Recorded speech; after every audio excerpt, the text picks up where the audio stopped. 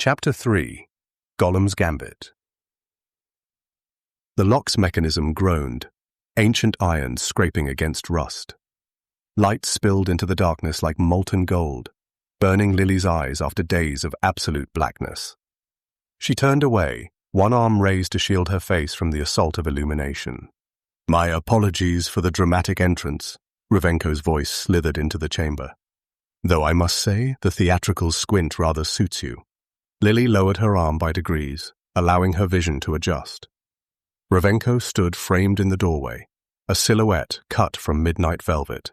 His immaculate appearance, not a thread out of place on his brocade waistcoat, not a speck of dust on his polished boots, stood in stark contrast to her own dishevelment. "Rise and shine, Ravenwood. I've a task that requires your particular talents." Her throat felt like sandpaper, her voice emerging as a rasp. "And if I refuse?" Ravenko's smile never reached his eyes. "Then you'll find your accommodations extended indefinitely, with increasingly unpleasant company." He stepped into the chamber, the heels of his boots clicking against stone. The sound echoed, multiplying until it seemed an army approached. Lilly forced herself to stand, ignoring the protest of muscles grown stiff from days on the cold floor. Her legs trembled beneath her, but she locked her knees, refusing to show weakness. "The Wraith was most disappointed when I informed it your conversations would be temporarily suspended," Revenko continued, circling her cage. "It's grown quite fond of you." The memory of the spectral entity's words crawled through her mind. "He collects us, you know, the broken ones." Lilly pushed the thought away, focusing instead on Revenko's movements, calculating the distance between them, noting the key ring at his belt. "What task?" she asked, her voice steadier now. Revenko produced a small brass key and unlocked the cage door. It swung open with a mournful creak. "Golems," he said, the word falling from his lips like a stone. "The Ashkenazi coven grows bold with their clay guardians. I want them redirected. The Thames should suffice." Lilly stepped from the cage, her legs nearly buckling. She caught herself against the bars, disguising the movement as casual indifference. "Redirected," she repeated. "You mean destroyed?" "I mean precisely what I say, Ravenwood. Never more, never less." Revenko reached into his coat and withdrew a small vial filled with murky liquid. The glass caught what little light penetrated the chamber, revealing swirls of something darker than water, thicker than wine. Drowned man's blood. 3 drops on their clay foreheads should render them amenable to suggestion. The vial felt heavy in her palm, its contents shifting with unnatural slowness. Lilly slipped it into the pocket of her tattered dress, her fingers brushing against the stolen gear she'd managed to keep hidden. "And what exactly am I to suggest to these golems?" she asked, following Revenko as he led her toward the spiral staircase that would return her to the world above. "That the Thames offers superior clay for their construction," Revenko replied, his voice echoing in the narrow passage. "The river bottom is so rich in possibilities." Each step sent daggers of pain through Lilly's stale and unused muscles, but she forced herself to climb steadily, refusing to lag behind. The brand on her cheek pulsed with each heartbeat, a constant reminder of her tether. "You've never given me a simple task," she said, watching the back of his perfectly tailored coat. "What aren't you telling me?" Revenko paused on the stairs, turning to look down at her. The light from above cast his face in sharp relief, hollowing his cheeks and deepening the shadows of his eyes. "The golems guard something," he admitted. "Something I want. Consider this a test of your rehabilitation." The staircase seemed endless, spiraling upward through stone and shadow. The air grew less stale with each turn, the scent of despair giving way to the familiar odors of London, coal smoke, river mud, and the chemical tang of Revenko's alchemical experiments. "And if I fail this test?" Lilly asked, though she knew the answer. Revenko's smile was a knife's edge. "Then the Wraith will have permanent company." The Thames slithered through London like a great serpent, its scales the reflection of 1,000 gas lamps, its breath the fog that crept through narrow streets. Lilly followed its winding path eastward, her steps measured despite the weakness in her limbs. The vial of drowned man's blood nestled against her hip, a cold promise of darker things to come. Whitechapel unfolded before her, a wounded beast of brick and mortar. The abandoned synagogue rose from the squalor like a forgotten monument, its once proud facade now pockmarked with neglect. Hebrew inscriptions crawled across the weathered stone, their meanings fading with each passing year. Lilly circled the building twice, noting the absence of sentries, the lack of protective wards. Arrogance or ignorance, she wondered, testing a side door with practiced fingers. The lock surrendered with a reluctant click.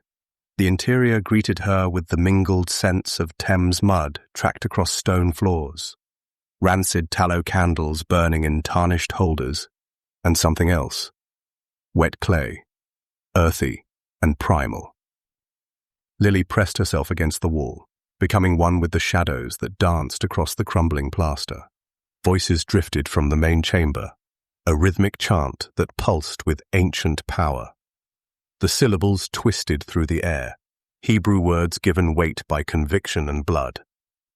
Lilly edged closer, each footfall calculated to avoid the debris littering the floor. A loose stone shifted beneath her boot, and she froze, counting heartbeats until the chanting continued uninterrupted. From her vantage point behind a cracked pillar, she observed the scene with predatory focus. 3 warlocks stood in a triangle formation, their beards streaked with grey, their hands raised toward the vaulted ceiling. Between them lay an open grimoire, its pages yellowed with age. The Sefer Yetzirah, Lilly recognized, her pulse quickening. The Book of Formation, one of the oldest texts of Kabbalah, containing the secrets of creation itself. 6 massive figures stood motionless around the perimeter of the chamber. Golems, each one nearly 8 feet tall, their broad shoulders and barrel chests sculpted from river clay. Their features were crude approximations of humanity. Deep-set eye sockets, broad noses, mouths frozen in expressions of perpetual solemnity. Hebrew characters were etched into their foreheads, the word emet, truth, the source of their animation. Lilly's fingers brushed against the vial in her pocket. Her own magic felt muted, a dull ache rather than the sharp clarity she was accustomed to. Days in Revenko's cellar had taken their toll, but the ambient power in the synagogue's air acted as a tonic, each breath restoring a fraction of her strength. The warlocks' chanting intensified, their voices weaving together in eerie harmony. Candle flames bent toward them, drawn by the power they channeled. Shadows stretched and contracted across the walls, monstrous silhouettes performing a macabre dance. B'Tzalmo, they intoned, B'Tselem Elohim Bara'oto. In his image, in the image of God, he created him. The clay figures remained motionless, but something shifted in the air around them, a tension, a gathering of purpose. Lilly narrowed her eyes, identifying the source of the warlock's power. A small wooden box sat at the center of their triangle, its lid open to reveal a pulsing light that bathed the grimoire's pages in an unearthly glow. That's what Revenko wants, she realized. Not the golems themselves, but whatever lay within that box. As she calculated her approach, a movement in the far corner caught her attention. Half hidden behind a fallen beam lay a 7th figure, smaller than the others. A discarded golem, its clay form incomplete, one arm ending at the elbow, its features even more rudimentary than its brethren. The Hebrew inscription on its forehead was smudged, the final letter of Emet partially erased. Lilly's lips curved into the ghost of a smile. Perfect. The discarded golem lay half buried in shadow, its unfinished form a testament to abandonment. Lilly crept toward it, each step calculated against the ancient floorboards that might betray her presence. The warlocks' chanting ebbed and flowed like tide against shore, their attention fixed on the completed sentinels that ringed their ritual space. This forgotten creation differed from its brethren. Where the others bore the blunt, masculine features of warriors, this one possessed softer contours, a gentler slope to its brow, a more delicate curve to its jaw. Almost feminine, as though its creator had begun with different intentions before casting it aside. A failure or something else entirely? Lilly wondered, crouching beside the clay figure. Her fingers traced the smudged Hebrew character on its forehead. The final stroke of Emet, truth, had been partially erased, rendering the golem inert. Clay, cold and damp against her skin, retained the impression of her touch, like a memory reluctant to fade. The silver dagger slid from its sheath with barely a whisper. Moonlight filtering through a broken window caught its edge, transforming the blade into a sliver of captured starlight. Lilly turned her left palm upward, studying the lines that crisscrossed her skin, life, fate, heart, before pressing the dagger's edge against her skin. Pain bloomed, sharp and clarifying. Blood welled from the precise cut, dark as sin against her pale skin. The scent of it, copper and salt, mingled with the mustier odors of the abandoned synagogue. Lilly leaned forward, her breath stirring dust motes that danced in the weak light. With deliberate care, she pressed her bleeding palm against the golem's forehead, directly over the smudged inscription. The clay felt cool beneath her hand, drinking in her warmth, her essence. Blood binds, her mother's voice whispered from memory. She began to trace new symbols with her blood, ancient sigils that predated the Hebrew letters by centuries. Romani magic, older than the stones of London, flowing from her veins into the malleable clay. The golem's surface absorbed her blood with an eagerness that seemed almost sentient, pulling the crimson fluid into its porous body. The warlock's chanting intensified, their voices rising in pitch and urgency. Power gathered in the air like the pressure before a storm, making Lilly's skin prickle with awareness. The box at the center of their ritual pulsed brighter, its light spilling across the grimoire's yellowed pages. "Redirect the golems," Ravenko said. A smile ghosted across Lilly's lips, but he never specified how. Her blood magic felt different here. Stronger, more focused. The weakness that had plagued her since her imprisonment seemed to recede with each drop of blood that sank into the golem's form. Power flowed through her, a counterpoint to the Kabbalistic energies that filled the synagogue. Beneath her palm, the clay warmed. Not the passive heat of borrowed warmth, but something generated from within, as though her blood had kindled an inner fire. The smudged Hebrew character dissolved completely under her ministrations, replaced by the spiraling patterns of her own creation. Let Revenko have his redirection. Lilly's eyes narrowed as she completed the final sigil. I'll give him subversion instead.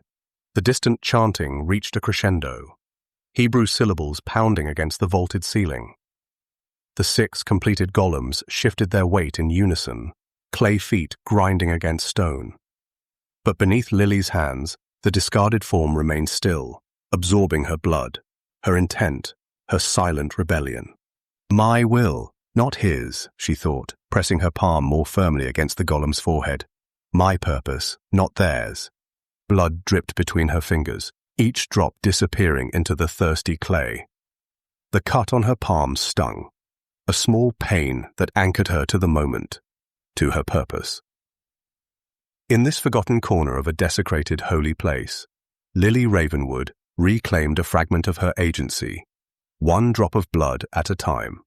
The warlocks' chanting shifted, their voices dropping to a guttural drone that vibrated through the synagogue's ancient stones. Lilly pressed herself deeper into the shadow as the lead warlock, a gaunt man with a beard like iron filings, stepped forward. Moonlight caught the parchment between his fingers, illuminating Hebrew characters that seemed to writhe with their own inner life. The warlock approached the first golem, its clay form towering and immobile. With reverent precision, he pried open the creature's mouth, a crude slash in its featureless face, and placed the parchment inside. Emet, he intoned, his voice carrying the weight of centuries. The golem's riverstone eyes flickered, then glowed with amber light. A tremor passed through its massive frame, clay shoulders rolling as though testing the boundaries of its new existence. Its movements were stiff, mechanical, a newborn giant learning the limitations of its form. One by one, the warlocks awakened their creations.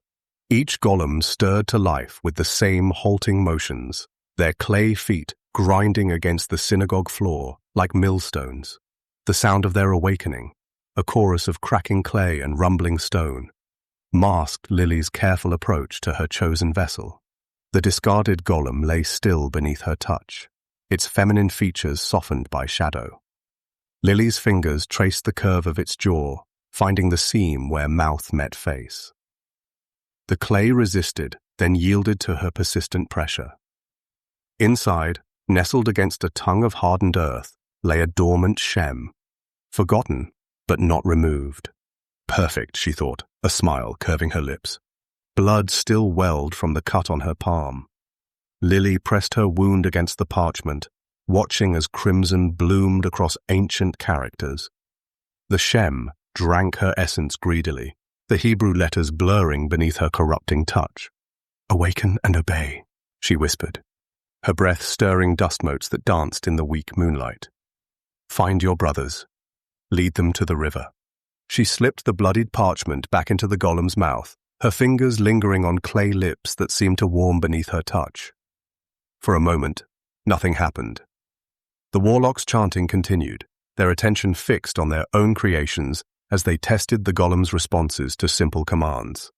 Then, a flicker in the depths of her golem's eyes. Not the amber glow of its brethren, but something cooler, bluer. The stone eyes caught the moonlight, reflecting it back with impossible clarity. Lilly found herself staring into a face she knew better from dreams than memory. Her mother's visage, ephemeral and ghostly, superimposed over the golem's features. Lilly jerked back, heart hammering against her ribs. The vision lasted only a moment before dissolving into ordinary stone, but it left her breathless, unbalanced. "Mother?" The golem's clay fingers twitched, then curled. Its chest expanded with an indrawn breath it didn't need. Slowly, with more grace than its brothers, it pushed itself upright. Clay cracked and reformed as it moved, adjusting to its new animation. A thrill of dangerous power coursed through Lilly's veins, sharper and more intoxicating than any potion Ravenko had forced upon her. This was her creation, bound by her blood, shaped by her will. Ancient magic flowed between them, a current of intention and purpose that bypassed Ravenko's control entirely. The golem turned its head toward her, movements fluid where the others remained jerky and constrained. Its eyes, her mother's eyes, for that impossible instant, held a spark of intelligence that transcended mere animation. Across the synagogue, the warlocks directed their golems into a defensive formation. The lead warlock spoke a command in Hebrew, and the 6 clay giants responded with synchronized movement, their footsteps shaking dust from the rafters. Lilly's golem rose to its full height, its feminine form more slender than its brethren, but no less imposing. It inclined its head toward her in what might have been acknowledgement before turning toward the other golems. The warlocks remained oblivious to the 7th presence among their creations. Their attention focused on the grimoire and the glowing box at the center of their ritual. Lilly's golem moved with deliberate purpose toward the formation, its gait smooth where the others stumbled. "I've corrupted something sacred," Lilly thought, watching her creation infiltrate the ranks of its brothers. The realization brought neither guilt nor hesitation, only a fierce satisfaction that burned away the last vestiges of her captivity's chill. The lead warlock raised his hands, preparing for the next phase of the ritual. Moonlight glinted off the box's metallic surface, casting prismatic patterns across the golem's clay bodies. Lilly's creation stood among them now, indistinguishable to casual observation, but fundamentally altered by her blood magic. Her mother's fleeting image lingered in Lilly's mind, a mystery that tugged at forgotten memories. But there would be time for unraveling that puzzle later. For now, she had golems to redirect and a river waiting to receive them. The warlocks began a new chant, their voices rising in eerie harmony. The golems responded, shifting their weight in unison, all except one, whose subtle movements followed a different rhythm, a different purpose, a different master. The synagogue air thickened with the scent of clay and ancient magic as Lilly's golem moved with uncanny grace toward its brethren.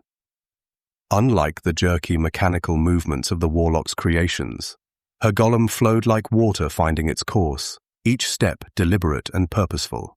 Clay fingers, feminine, almost delicate, compared to the brutish digits of the other golems, reached out to touch the nearest of its clay brothers. The contact lasted only a moment, a whisper of connection, but the effect rippled through the golem's form like a stone dropped in still water.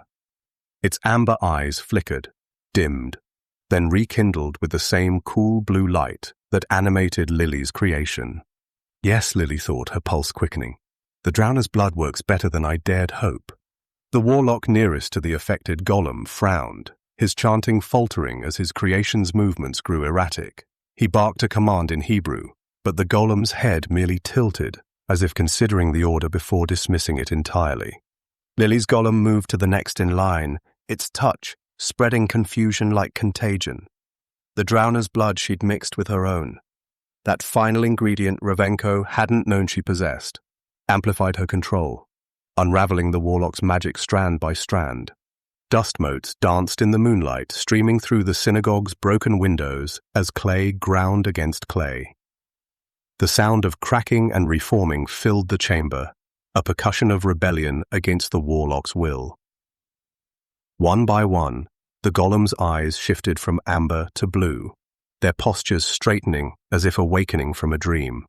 The lead warlock, gaunt as a winter tree, with eyes like burnt holes in parchment, sensed the disturbance in the ritual. His head snapped up from the grimoire, gaze darting from golem to golem until it landed on Lilly's creation. His eyes widened, then narrowed to slits of fury as they tracked back to find Lilly herself, half hidden in shadow. Intruder!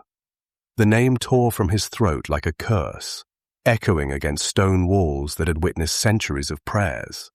The other warlocks broke their circle, the ritual forgotten as they turned toward the intruder. The lead warlock's hands moved in complex patterns, gathering power that crackled between his fingers like bottled lightning. Triumph surged through Lilly's veins, hot and intoxicating. The brand on her cheek throbbed in warning, but she ignored it. This was her moment. Her magic, not Ravenko's, not the warlock's, but born of her own blood and will. "To the river," she commanded, her voice carrying the weight of the blood bond. "To the Thames." Her golem's head turned toward her, its features so briefly reminiscent of her mother's, settling into an expression of solemn purpose. It raised one arm, pointing toward the synagogue's exit, and began to march. The others followed, their footsteps shaking dust from the rafters, their newfound purpose driving them forward with inexorable force. The lead warlock hurled his spell, a whip of blue-white energy that cracked through the air toward Lilly's heart. She twisted aside, feeling the heat of it sear past her cheek as it struck the wall behind her, leaving a smoking crater in ancient stone. "Abomination!" he snarled, fingers already weaving another spell. "You corrupt what you cannot understand." The golems moved as one now, shouldering past their former masters, clay bodies reforming around the damage as warlocks struck out with desperate magic.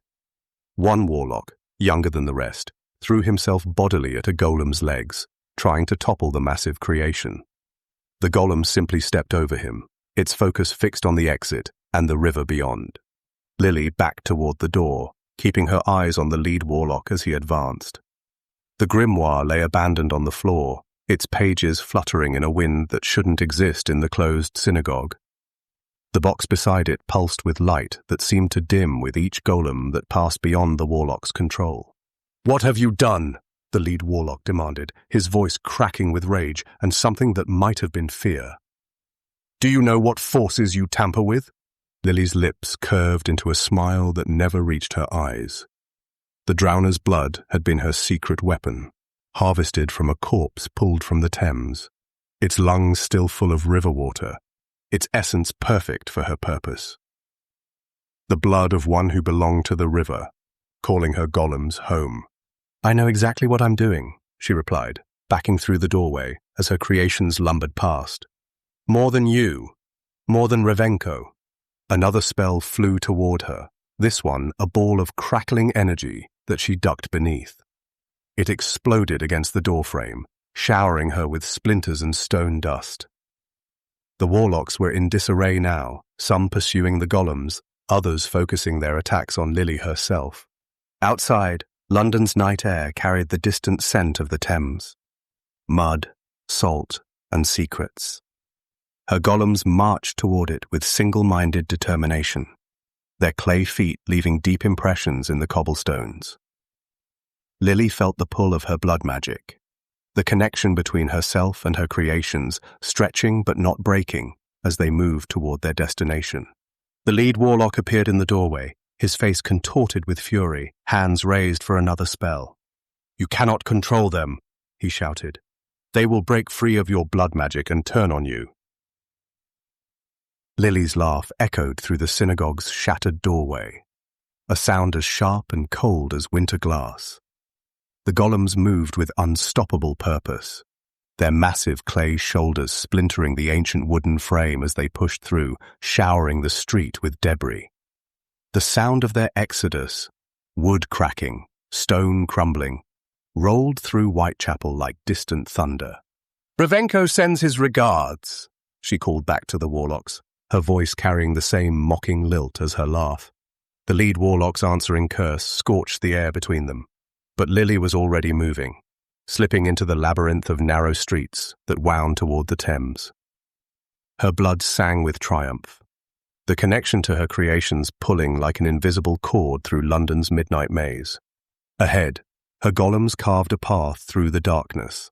Their footfalls shook the cobblestones, sending rats scurrying into gutters and rousing drunks from doorway slumbers.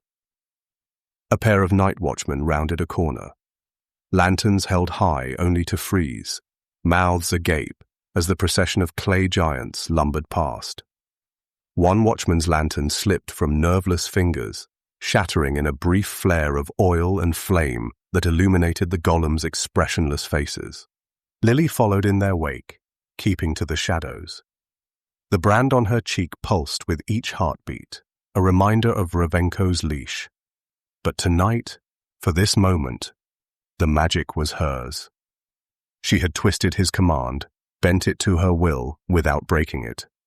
The thought warmed her more than any fire could.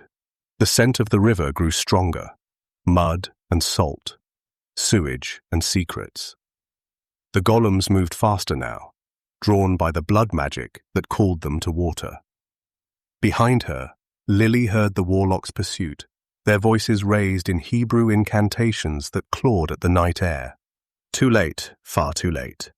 The narrow street opened suddenly onto the riverbank, where the Thames stretched black and gleaming under a cloud-smothered moon. The golems didn't hesitate. They marched forward, clay feet sinking into the sucking mud that lined the shore. Each step became more labored as the riverbank clutched at them, but still they moved with singular purpose. Lilly paused at the edge of the street, watching as her creations entered the water. The first golem, her golem, the one she'd marked with her own blood, stepped into the river's embrace. The water hissed and bubbled around its clay legs, and for a moment, Lilly felt a sympathetic burning in her own calves, as if she too stood in caustic waters. The golem took another step, then another. Clay began to slough away from its massive frame, dissolving into the current. But as the outer shell melted, something else emerged, a luminous mist, swirling with colors that had no place in London's midnight palette. Blues deeper than any sky, greens that spoke of forests long forgotten, golds that outshone the sun. Souls, trapped souls, bound into the clay by the warlock's magic, now finding release in the river's flow. One by one, the golems entered the water. One by one, they dissolved, their clay returning to mud as the imprisoned spirits within them rose like steam from the river's surface. The mist grew, twisting and coiling above the water, forming shapes almost human before dissolving again into formlessness. Lilly stood transfixed, mud soaking through her boots, the cold night air forgotten. The brand no longer burned, but tingled, as if responding to the magic unfolding before her. Her triumph curdled into something more complex, a melancholy satisfaction, a bittersweet victory. The mist began to move, not dispersing on the night breeze as she'd expected, but gathering, coalescing. It drifted toward the shore, toward Lilly herself. She tensed, one hand moving to her silver dagger, though what good steel would do against spirits she couldn't say. The first tendril of mist brushed her cheek, the scarred one, and Lilly gasped. The touch was cool, but not unpleasant, like fingers tracing her skin with impossible gentleness. Another wisp curled around her wrist, and another threaded through her hair. They moved with purpose, these freed souls, as if examining her, recognizing something in her or her magic. The scar on her cheek tingled beneath the misty caress. Memories flickered at the edges of her mind. Her mother's face, a lullaby half-remembered, the scent of wood smoke and herbs. For a heartbeat, Lilly felt a connection to these souls, a kinship born of shared captivity. They had been bound in clay. She remained tethered to Ravenko. Yet here, in this moment, there was a strange peace in their communion. The mist swirled around her once more, then began to dissipate, drawn upward into the night sky or outward across the river's surface. The last wisps lingered near her face as if reluctant to leave before finally fading into the darkness. Lilly stood alone on the muddy bank, the empty husks of clay dissolving in the Thames current. Behind her, the sounds of pursuit grew closer. The warlocks had not abandoned their chase, but their prize was gone, released into the night beyond their reach. A smile curved Lilly's lips, not the mocking one she'd shown the warlocks, but something rarer, a genuine expression of satisfaction. The river had taken the golems, as Revenko had commanded. That the souls within them had found freedom was a consequence he had not foreseen. The brand on her cheek gave a warning throb. Revenko would know of her success, but perhaps not its nature. Not yet. Lilly turned from the river, calculating her escape route through Whitechapel's maze. The warlocks were coming, but she had completed her task. The rest was merely cleanup. The last golem, her golem, or rather, the spirit freed, remained. While the others had dissolved completely, this one lingered at the river's edge, still partially in clay. Feet, half submerged in the hungry Thames. Its massive form stood silhouetted against the night sky, in a miasma of its spirit. Shoulders hunched as if in contemplation of its imminent dissolution. Lilly splashed forward, mud sucking at her boots. Revenko's brand on her cheek pulsed with warning heat, but she ignored it. This creation was hers, blood of her blood, and she would not let it simply wash away without claiming something in return. The golem turned its great head toward her, movements no longer jerky but fluid, almost graceful. Its eyes, mere hollows in the clay that should have been empty and lifeless, held a faint blue glow, like distant frosty lanterns glimpsed through London fog. "You're not finished yet," Lilly murmured, reaching for its massive hand. The clay felt warm beneath her fingers, not the dead cold of river mud, but something alive with lingering magic. The Hebrew letters etched into its palm, part of the warlock's binding, were already blurring, running like ink in rain. But the symbols she had traced in her own blood remained crisp, defiant against the river's claim. Lilly wrapped her fingers around the golem's smallest digit. It was thick as her wrist, ridged with the whorls of her own fingerprints where she had shaped it. With a sharp twist, she snapped it free. The golem made no sound. It had no voice, but its head tilted, those glowing eyes fixing on her face. Something passed between them, a recognition that transcended the barrier between creator and creation. Understanding flickered in those earthen depths, acknowledgement of what she had done and what she was doing still. The clay finger in her palm radiated warmth, pulsing with the same rhythm as her heart. Marked her and the golem, one as servant, one as master. Both bound with blood and intent. The river lapped higher, reaching the golem's knees. Clay sloughed away in great chunks now, revealing that luminous mist within. But unlike the other golems, this one's essence swirled with purpose, coalescing into a shape before dissolving again. The silhouette of a woman with arms outstretched. Mother. The image came unbidden, a child's wishful fancy. Lilly banished it with a shake of her head. The dead were dead. Magic might bind their essence, but it could not truly return them.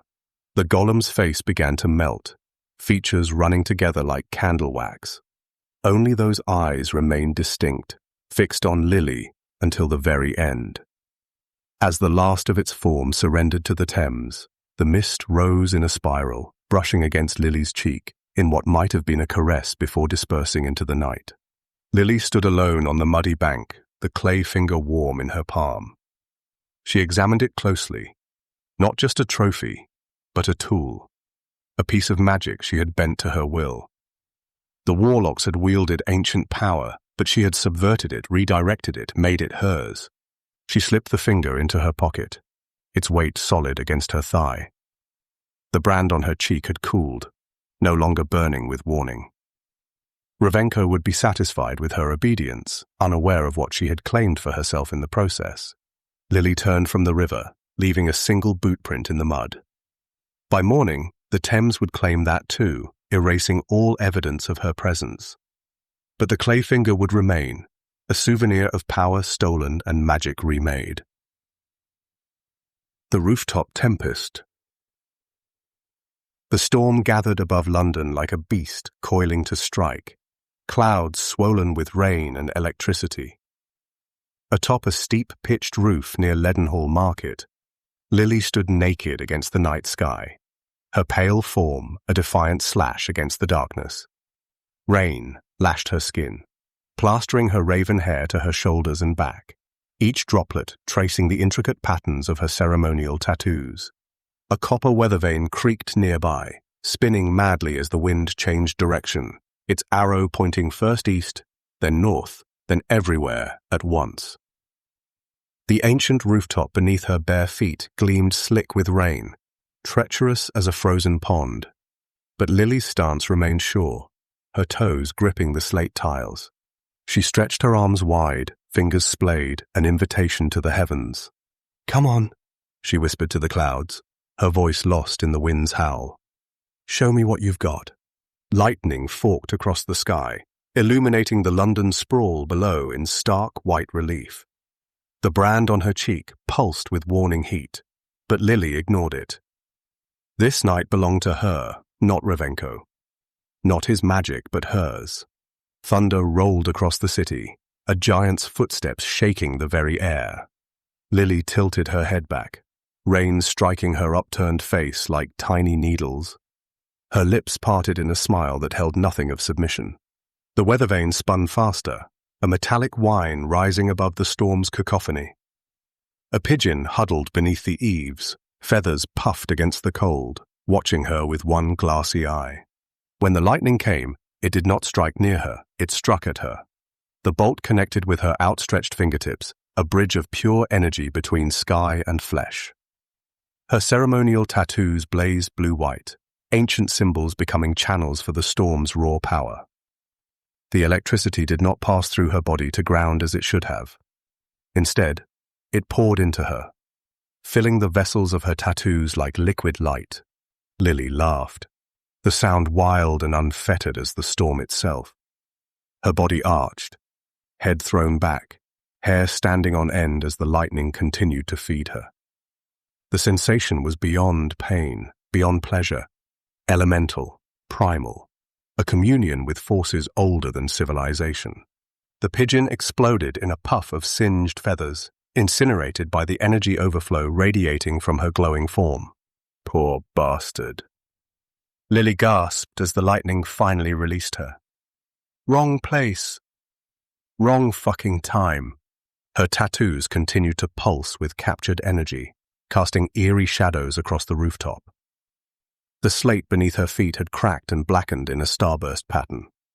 She felt scoured clean, purified by the storm's touch, her magic awakened and separate from the bindings Revenko had placed upon her. Another bolt split the sky, closer this time. The air crackled with ozone, mingling with the scent of scorched mortar where the lightning had struck the chimney stack. "Again!" Lilly cried, laughing as the rain redoubled its assault. The storm obliged. Lightning struck her a second time, connecting with the center of her chest. Her tattoos flared brighter, their glow visible through her skin from within, as if her very bones had become luminous. The power flowed into her, not through her, filling reservoirs of magic she had forgotten existed.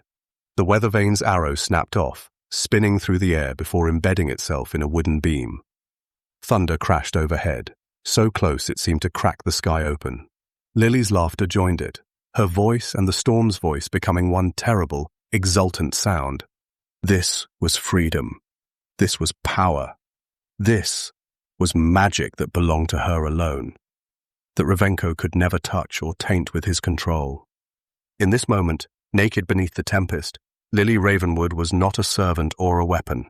She was an elemental force, as wild and untamable as the storm itself. The lightning released her, but Lilly remained standing, arms outstretched in supplication to the tempest. Her tattoos pulsed with captured energy, a network of blue-white veins mapping ancient power across her skin.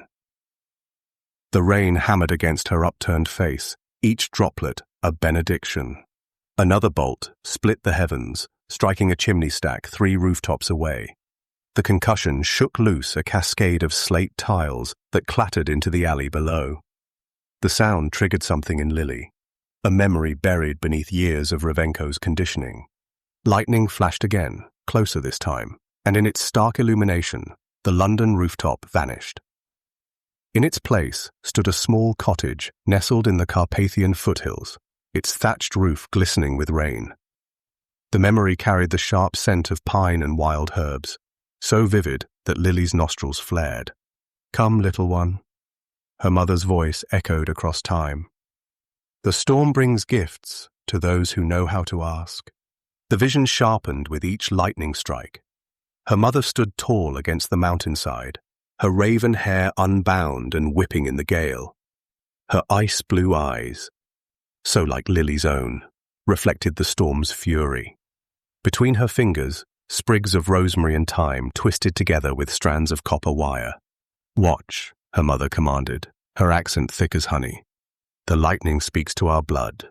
Young Lilly, no more than 6 summers old, peered from behind her mother's skirts. The storm raged around them, but neither sought shelter. The wind tore at their clothes, but they stood unmoved, 2 slender trees bending with the gale rather than breaking. When the lightning came, it struck the copper in her mother's hand. The herbs ignited, their smoke curling upward in defiance of the driving rain. Her mother laughed. The same wild, unfettered sound that had torn from Lilly's own throat moments ago. "The storm recognizes its own," her mother whispered, crouching to meet Lilly's gaze. "Remember this, my Liliana. No man can tame what runs in your veins." Thunder crashed, dragging Lilly back to the present. She stood once more on the London rooftop, rain sluicing down her naked form. The memory clung to her like a second skin, more real than the brand on her cheek or the years of Revenko's control. Her tattoos flared brighter, drawing patterns of light across the darkness. The storm's energy coursed through her, raw and primal, awakening something that had slumbered since that night in the mountains. Something Revenko had tried to bind, to harness for his own purposes. Lilly threw her head back and laughed into the teeth of the gale. The sound carried no mirth, only defiance, a declaration of war against all who would seek to cage her. "I am not his," she snarled, her voice rising to match the storm's fury. "I am my own." Lightning answered her call, striking so close that the air around her crackled with ozone. "I am the storm, the brand on her cheek burned in warning, but Lilly ignored it. Let Revenko feel her rebellion. Let him taste her defiance on the wind. The storm had awakened something older than his magic, something that ran in her blood before she drew her first breath. Her mother's face flickered before her, once more proud, fierce, unbroken. The same blood that had allowed her mother to dance with lightning now sang in Lilly's veins, a birthright no binding could erase. The weather vane's broken shaft spun wildly, catching the wind's chaotic patterns. Lilly stretched her arms wider, fingers splayed to catch the rain. Each droplet seemed to whisper secrets, ancient knowledge passed from storm to woman, from mother to daughter. "Come then," she challenged the heavens, "show me everything." Aftermath and scars. The final bolt of lightning descended like divine judgment, a spear of celestial fire that impaled the weather vane with surgical precision.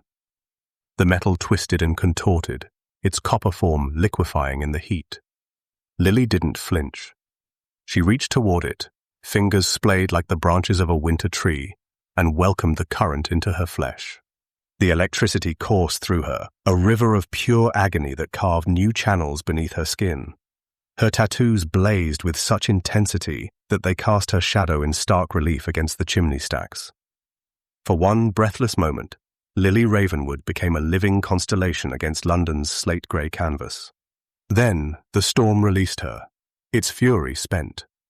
The clouds began to disperse, tattered remnants fleeing before the approaching dawn. Steam rose from Lilly's naked form in ghostly tendrils, as though her very essence sought escape from its fleshly prison. She trembled, not from cold or fear, but from the raw primal exhilaration of power reclaimed. Lilly examined her hands. The skin had blistered where the lightning had entered and exited, tracing patterns like frost on a window pane. The burns formed intricate whorls across her palms, a new set of lifelines written in angry, weeping flesh. She flexed her fingers experimentally, wincing at the exquisite pain that bloomed with each movement. "Worth it," she rasped, her voice sandpaper, rough from screaming into the tempest. The taste of copper filled her mouth where she'd bitten her tongue during one particularly vicious surge. She spat a crimson globule onto the rooftop, watching as rainwater diluted it to pink before washing it away. Even her blood seemed different now. Charged, vital, entirely her own. Lilly retrieved her sodden clothes from where she'd abandoned them. The fabric clung to her skin, cold and clammy as a corpse's caress. But she welcomed the discomfort. Pain anchored her to the present, to this moment of rebirth. The storm had scoured her clean, burning away layers of Revenko's influence to reveal something older, wilder, more fundamentally herself. She pulled on her chemise, the fine linen now translucent and ruined. Her fingers, clumsy with burns, struggled with buttons and hooks. The melted weather vane caught her attention, its twisted form reminiscent of a supplicant frozen mid-prayer. Lilly touched it briefly, feeling the residual heat through her blistered fingertips. The air around her still crackled with potential, ozone sharp enough to taste. Each breath filled her lungs with the scent of possibility. Metallic, electric, alive. Something fundamental had shifted within her. Something Revenko's brand could not touch. The magic in her blood had awakened, responding not to his commands but to the ancient call of storm and sky. Lilly moved to the edge of the roof, surveying the city below. London stirred in the pre-dawn gloom, unaware of the transformation that had occurred above its sleeping streets. Coal smoke rose from early lit fires, mingling with the dissipating storm clouds. A milk cart rattled along cobblestones, its driver hunched against the lingering drizzle. She flexed her burned hands again, embracing the pain. These scars would be hers, not Revenko's marks of defiance rather than submission. The brand on her cheek might bind her body, but her spirit had reclaimed something elemental tonight, something that ran in her veins before Revenko had ever spoken her name. With practiced grace, Lilly began to move across the rooftops, her footsteps sure despite her exhaustion. Each leap between buildings sent shocks of pain through her abused muscles, but she welcomed the sensation. Pain meant life. Pain meant freedom. Pain meant she was still herself. Below, London continued to wake, oblivious to the woman who travelled above its streets, trailing steam and smelling of lightning. The city's rhythms resumed. Merchants opening shops, chimney sweeps beginning their rounds, night watchmen ending theirs. While Lilly Ravenwood carried her newfound power across the rooftops like a torch in the fading darkness.